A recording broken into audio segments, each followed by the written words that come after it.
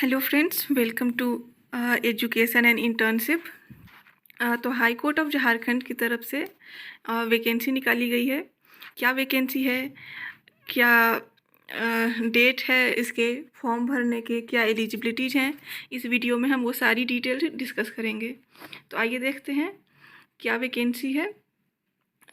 High court of Jharkhand की तरफ से ये टोटल 410 पदों पर वैकेंसी निकाली गई है, जिसमें से कि 130 वैकेंसी अनरिजर्व्ड कैटेगरी की है। उसमें से चार सीट्स जो हैं वो विमेन के लिए रिजर्व की गई हैं। बाकी जो सीट वाइज जो डिस्ट्रीब्यूशन है वैकेंसी का वो यहाँ पे दिया गया है। तो आप जिस भी कैटेगरी से बिलोंग करते हैं आप अपने हिसाब से ये नंबर ऑफ़ सीट्स चेक कर सकते हैं।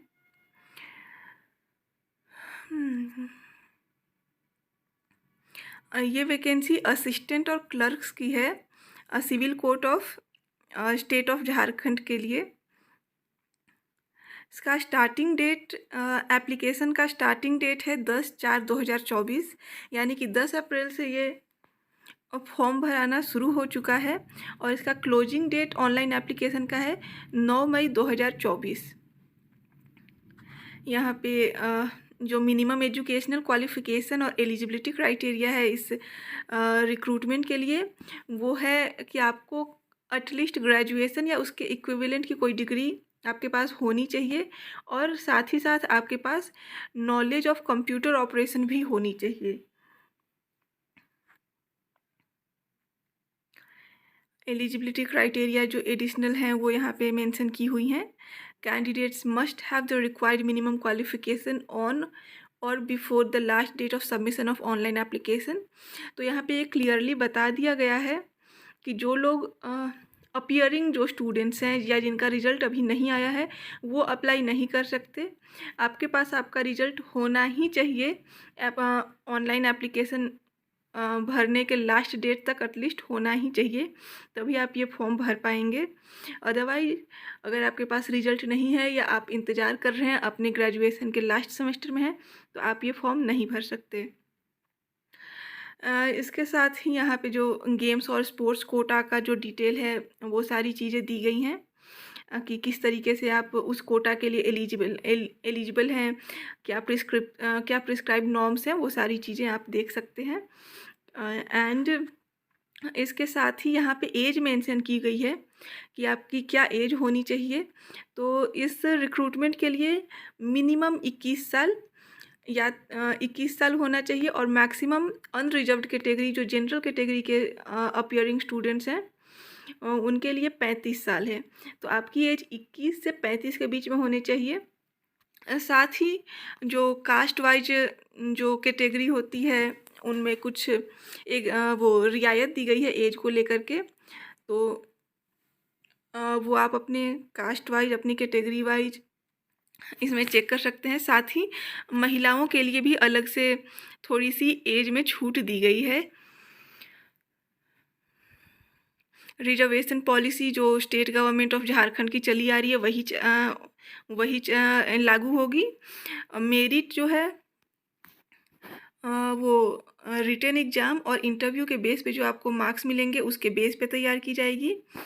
और साथ ही साथ ये है कि जो भी रिजर्वेशन का जो फ़ायदा है वो सिर्फ़ और सिर्फ जो झारखंड से बिलोंग करते हैं उन्हीं स्टूडेंट्स को मिलेगा, या उन्हीं अभ्यर्थियों को मिलेगा जो झारखंड से हैं। जो झारखंड राज्य के बाहर के स्टूडेंट्स हैं उनको जनरल कैटेगरी में माना जाएगा, फिर चाहे वो किसी भी कैटेगरी से बिलोंग करते हों। आइए आगे दूसरे डिटेल्स जो ज़रूरी हैं वो देख लेते हैं। तो यहाँ पे ये भी बताया गया है इस नोटिफिकेशन में कि आपके पास फॉर्म भरने से पहले क्या क्या होना चाहिए। तो एक स्कैन्ड फोटोग्राफ और सिग्नेचर ऑफ द कैंडिडेट, तो वो तो होना ही होना चाहिए।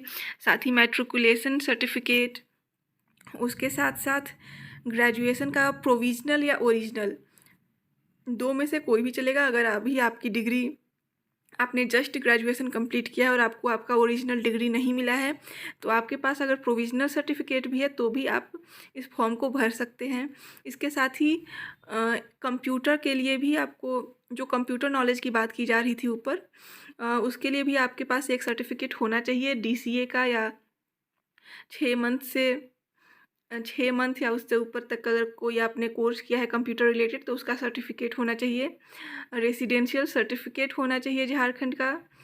उसके साथ ही कास्ट सर्टिफिकेट होना चाहिए। अगर आप किसी रिजर्वेशन के लिए अप्लाई कर रहे हैं तो आपके पास कास्ट सर्टिफिकेट होना चाहिए, जो कि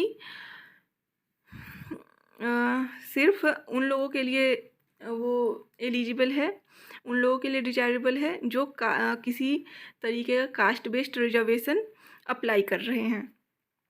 इसके साथ ही इकोनॉमिकली वीकर सेक्शन से जो लोग अप्लाई कर रहे हैं उनके पास भी उनका सर्टिफिकेट होना चाहिए। जो डिसेबिलिटी कैटेगरी में अप्लाई कर रहे हैं उनके पास अपनी डिसेबिलिटी से रिलेटेड जो सर्टिफिकेट होता है वो होना चाहिए।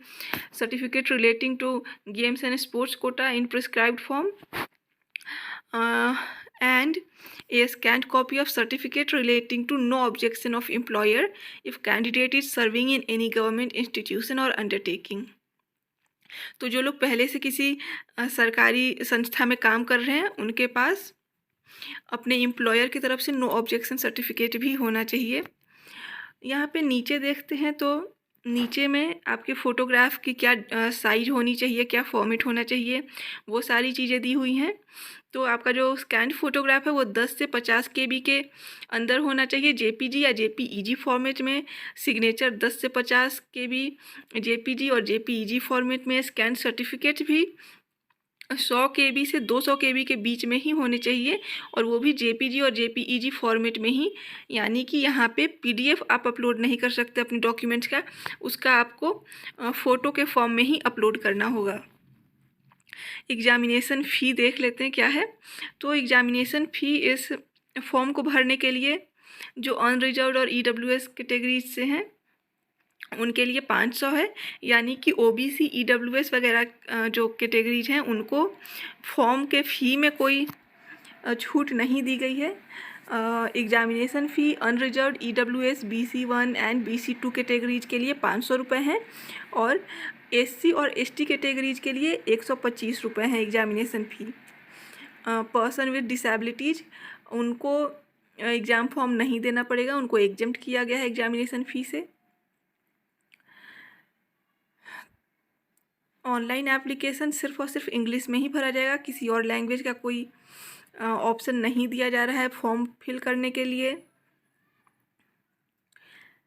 और बाकी ये सारी जो डिटेल्स हैं वो नीचे दी गई हैं, जो कि वही है जो सारे एग्ज़ाम फॉर्म भरते टाइम होता है कि ब्लर फ़ोटो नहीं होना चाहिए, सिग्नेचर क्लियर होना चाहिए, आपके पास सारे सर्टिफिकेट्स होंगे, आप किसी भी तरीके का फर्जी डॉक्यूमेंट नहीं सबमिट करेंगे, एक्सेट्रा एक्सेट्रा। तो ये फॉर्म आ चुका है, ये रहा। एक बार लास्ट डेट वगैरह आप लोग फिर से देख लें, सीट फिर से एक बार ये देख लीजिए कि आपके पास आपके कैटेगरी में कितनी सीट्स हैं और वीमेन कैटेगरी में कितनी सीट्स हैं। वीमेंस के लिए अलग से सीट रिजर्व की गई हैं, तो महिलाओं के पास एक अच्छा मौका है हाई कोर्ट ऑफ झारखंड में असिस्टेंट या क्लर्क्स की रिक्रूटमेंट के लिए। लास्ट डेट मैं एक बार फिर से बता देती हूँ।